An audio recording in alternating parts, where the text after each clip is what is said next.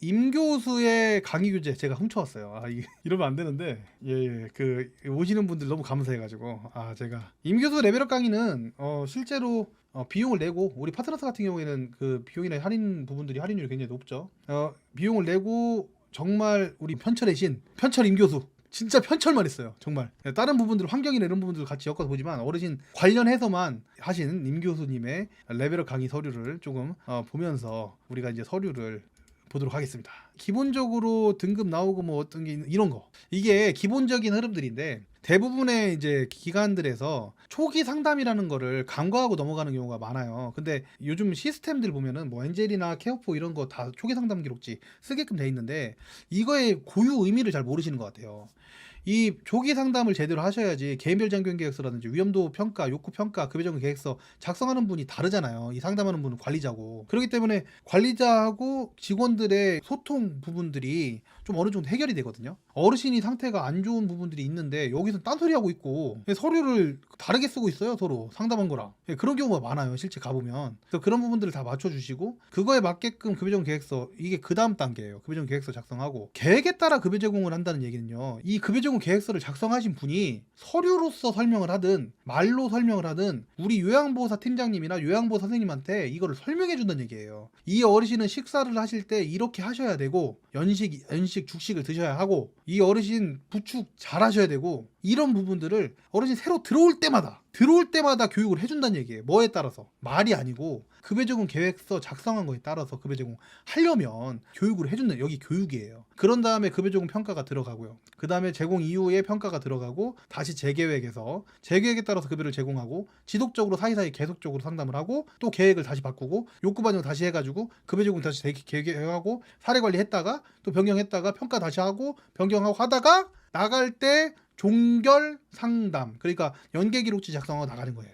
이 흐름의 단계를 정확하게 이해를 못하고서 저 매뉴얼을 그냥 이해를 하시면요 100번 해봐야 삠니다. 그래서 초기 상담이라고 하는 부분 그냥 살짝 보여드리면 이렇게 초기 상담 기록지 어렵게 쓰셔도 되고 쉽게 쓰셔도 상관없어요. 뭐 체크리스트로 쓰시든 이게 필수사항이 아니기 때문에 처음 상담하시는 분들이 여기 보면 어떤 게 있어요. 진단명, 뭐 과거 병력, 이용 서비스 이런 것들이 다 되어 있기 때문에 여기에서 적혀있는 내용을 바탕으로 욕구사정이라든지 이런 작성들을 하시게 되면 우리 선생님들이 이 서류만 보면 되는 거잖아요. 그러니까 우리 대표님들, 우리 시설장님들 제발 좀 상담하실 때 이 초기 상담기로 좀 잘 적으시란 말이에요.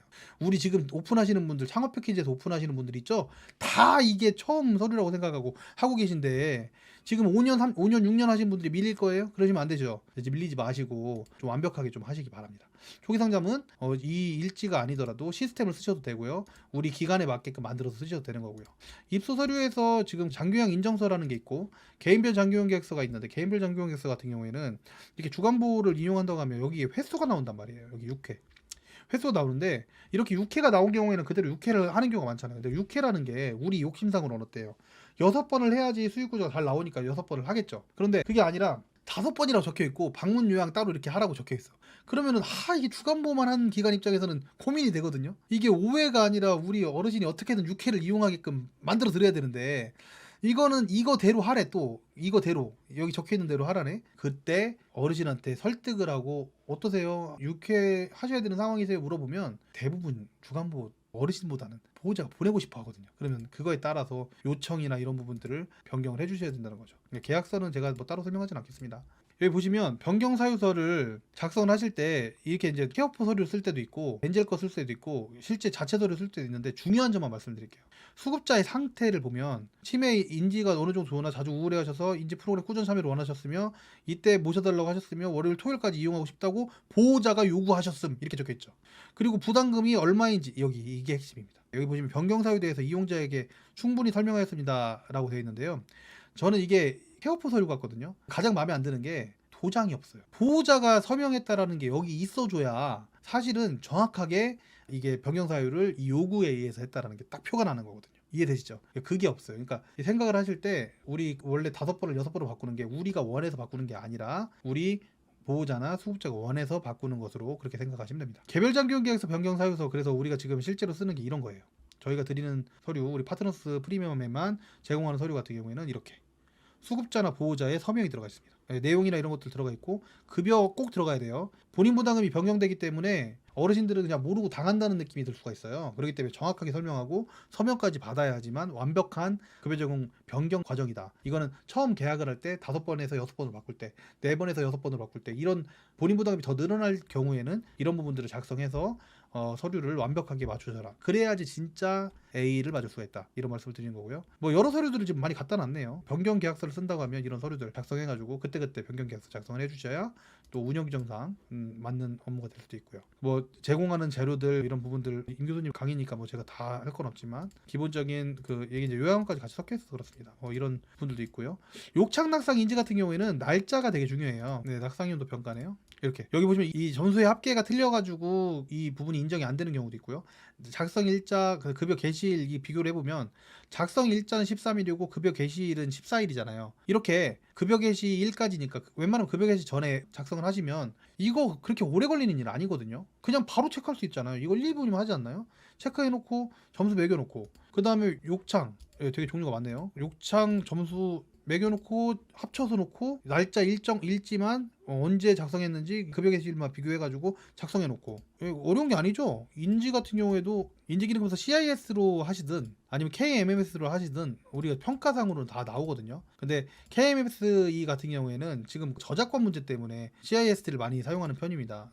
어쨌든 어떻게 사용하든 간에 반응 넣고 점수만 매기고 날짜만 정확하게 적으시면 인지까지는 사실 서류 만드는데 뭐 5분 10분이면 다 할 수 있다고 저는 생각해요. 그렇게 어려운 일 아니에요. 제대로만 보고 파악하신다면. 왜냐면 초기 상담 기록지를 제대로 해서 어르신을 파악을 해놨기 때문에.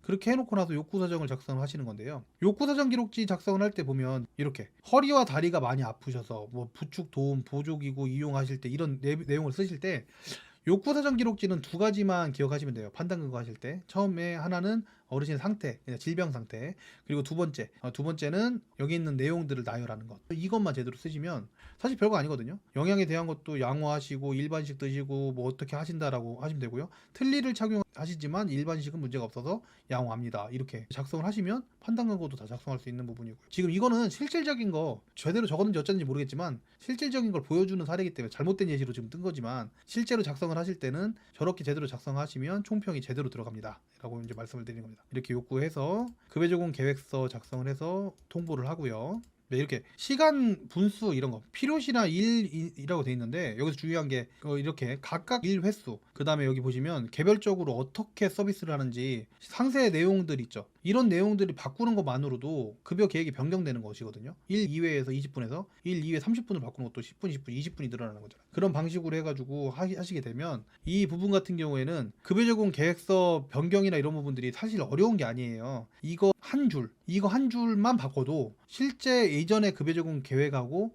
바뀌는 그런 부분이 있는 거거든요. 그래서 변경이나 이런 부분들 되게 귀찮아하지 마시고 한글 파일로 다운 받으셔서 공단 서류에 있는 거 저거 내용만 바꾸시면 사실 큰 문제가 없으시고 뭐 동의나 이런 부분들도 잘 사인하셔가지고 마무리 지시면 될 것 같습니다. 어쨌든 뭐 급여 제공 계획서 작성하고 하는 부분들을 시작하면 제가 1시간, 2시간, 3시간은 그냥 들어갈 것 같아가지고 그거는 따로 보강을 하든지 하겠습니다. 그래서 급여 제공 계획서 작성할 때 이런 부분들을 다 저희는 세부적으로 써요. 제대로 작성을 하게 되면 세부 작성을 해가지고 이렇게 총파행이나 이런 부분들 할 때 만약에 특이사항이 있으면 이쪽에다 다 적을 수 있게끔 보호자 요구는 이사 후 아파트의 적응과 현관문 개폐 교육을 부탁하셨고 외롭지 않게 해두시고 이런 거 종합 의견을 다 쓰고 이렇게 해가지고 급여 제공 계획하고 결과 평가하고 반영하고 이렇게 변경되는 거 리스트 해가지고 변경 기록부 다 작성하고 결과 평가서 이것만 하고 마무리를 하도록 하겠습니다. 나머지 부분들은 기본적인 부분들을 좀 더 보강하기로 하고요. 결과 평가서 전혀 모르시는 상황에서 작성을 하려면 어려우니까 한번 보도록 할게요. 이게 이제 1년마다 한 번씩 하는데 만약에 우리가 7월 달에 한다고 가정해 볼게요. 지금 20년도 거네요. 근데 7월 달에 한다고 가정하면 6개월 전에 좌측 상지 마비로 거의 사용하지 못하는 신체 상태였는데 오 대단한 일이네요. 조금이나마 운동이 가능한 상태로 변했어요. 그러면 이렇게 어르신의 상태가 변경이 되면 어르신한테 제공하는 급여도 변경이 되겠죠. 그러니까 실질적인 걸로 작성을 해주시면 돼요. 신체 상태, 질병 상태, 인지 상태, 의사소통, 영양 상태, 종교 이런 상태를 나누라고 매뉴얼에 되어 있지 않아요. 근데 왜 나누는 거냐면요.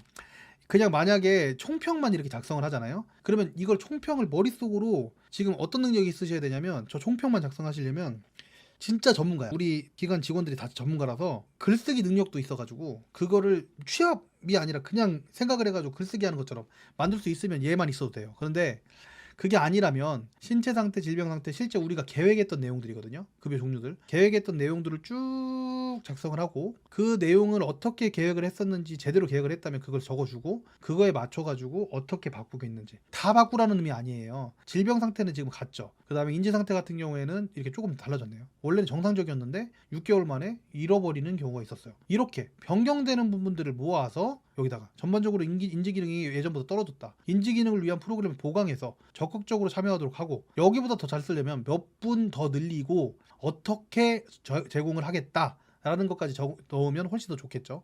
말벗 등의 급여 제공이 추가적으로 필요할 것도 원래 말벗은 하고 있었는데 몇 분을 늘리겠다. 운동 프로그램에 대한 욕구가 많으므로 여가 프로그램 중에서 이거 지금 요약한 것 같네요. 활동적 참여가 필요한 힘탄반으로 변경해서 운동 프로그램 보강해 줘야 될 것으로 보인다. 이렇게 해서 급여 제공 계획서를 작성을 하시면 됩니다. 그래서 급여 제공 결과 평가서 같은 경우에는 이전에 몇 개월 만에 급여 평가를 할 거 아니에요. 1년에 한 번이니까 바로 1년 만에 할 수도 있고 뭐 10개월 만에 할 수도 있는데 그 결과 평가를 할 때 그 이전의 계획서를 보고 각각의 상태에 대해서 하나씩 짚어보는 거예요. 그래서 우리가 어떤 걸 늘리고 어떤 걸 줄이고 어떤 걸 어떻게 바꿀지. 여기서 중요한 점 뭐냐면 앞으로 더 잘 급여를 제공하기 위해서 보통 많이죠. 더 많은 서비스를 제공하기 위해서 결과 평가를 하는 것이다 라고 인지를 하고 일을 하시면 될 것 같습니다.